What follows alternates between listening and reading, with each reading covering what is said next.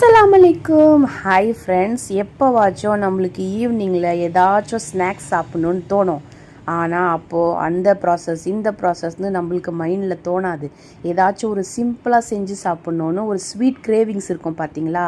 அந்த நேரத்தில் அடிக்கடி நான் இந்த கோதுமை போண்டா, ஸ்வீட் போண்டா வந்து நான் அடிக்கடி இந்த போண்டாவை நான் ட்ரை பண்ணுவேன். நீங்களும் பாருங்கள், நான் உங்கள் கூடயும் ஷேர் பண்ணுறேன். நீங்களும் வந்து செஞ்சு பாருங்கள். இது வந்து ரொம்ப சிம்பிளான ஒரு இன்க்ரீடியன்ஸ் வச்சு செய்கிறது ஃப்ரெண்ட்ஸ். நல்லா டேஸ்ட்டாக இருக்கும். எங்கள் அம்மா வந்து நாங்கள் சின்ன வயசில் இருக்கும்போது இதை அடிக்கடி செஞ்சு கொடுப்பாங்க. நம்ம தேவையான அளவு கோதுமை மாவு எடுத்துக்கலாம். ஒரு பிஞ்ச் ஆஃப் சால்ட்டு, கொஞ்சமாக டேஸ்ட் என்ஹான்ஸ் பண்ணி கொடுக்கறதுக்காக சுகர் வந்து நம்ம கொஞ்சம் அதிகமாகவே ஆட் பண்ணிக்கலாம். ஏன்னா கோதுமையில் வந்து அவ்வளோவா ஸ்வீட்னஸ் இழுக்காது. அதுக்கப்புறமா ஃப்ளேவருக்காக மட்டும் நம்ம கீ ஆட் பண்ணிக்கலாம். அதுக்கப்புறமா எனக்கு பிடிச்சதுனால நான் வெள்ளை எள்ளு ஆட் பண்ணிக்கிறேன். உங்களுக்கு வேணும்னா ஸ்கிப் பண்ணிவிடுங்க. தேங்காய் மட்டும் கண்டிப்பாக போடுங்க ஃப்ரெண்ட்ஸ். அப்போ தான் சாப்பிடும்போது நறுக்கு முறுக்குன்னு நம்மளுக்கு கடிக்கும்போது நல்ல டேஸ்ட்டாக தெரியும்.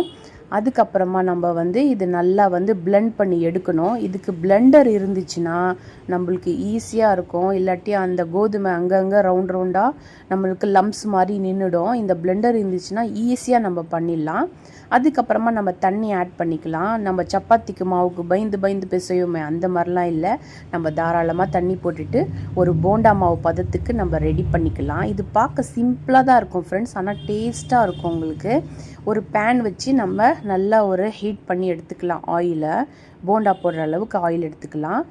இந்த ஸ்வீட் போண்டா எவ்வளோ சைஸில் வேணுமோ, பெருசோ சின்னதோ உங்களுக்கு விருப்பத்துக்கு ஏற்ற மாதிரி நீங்கள் போட்டுக்கோங்க. நான் கொஞ்சம் குட்டி குட்டியாகவே நான் போட்டுக்கிறேன். கொஞ்சம் வேகிறதுக்கு டைம் கொடுங்க ஃப்ரெண்ட்ஸ். நம்ம சாப்பிட்ற அவசரத்தில் ரொம்ப ஃபாஸ்ட்டாக நம்ம ஸ்டவ் வச்சுட்டு நம்ம செஞ்சோன்னா அது உள்ளே வேகாது. கொஞ்சம் சிம்மில் வச்சுட்டு நம்ம செஞ்சால் நல்லா முறுமுறுன்னு நம்ம டேஸ்டியாக வரும்.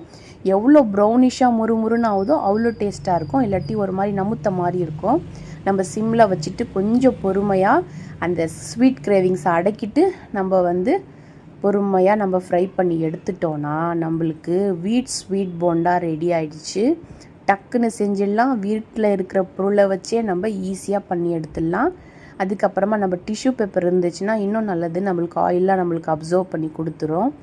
அதுக்கப்புறமா இந்த போண்டாவும் சூடான ஒரு மசாலா டீயும் நீங்கள் போட்டுட்டு ஈவினிங் ஸ்நாக்ஸாக இதை சாப்பிட்டிங்கன்னா டேஸ்ட்டாகவும் இருக்கும். கோதுமையில் சாப்பிட்டோன்னு ஒரு ஹெல்தி ஸ்நாக்குன்னு மனசு நிம்மதியாகவும் இருக்கும். செஞ்சு பார்த்துட்டு எனக்கு எப்படி இருந்துச்சுன்னு கமெண்ட்ஸில் சொல்லுங்கள். உங்களுக்கும் இதை மாதிரி ஸ்வீட் கிரேவிங்ஸ் ஏற்பட்டால் நீங்கள் என்ன ஸ்வீட் செஞ்சு சாப்பிடுவீங்கன்னு கமெண்ட்டில் சொல்லுங்கள். பாருங்கள், நான் வந்து உடச்சி காட்டுறேன். அந்த போண்டா நல்லா சாஃப்டாக நல்லா சூப்பர்பாக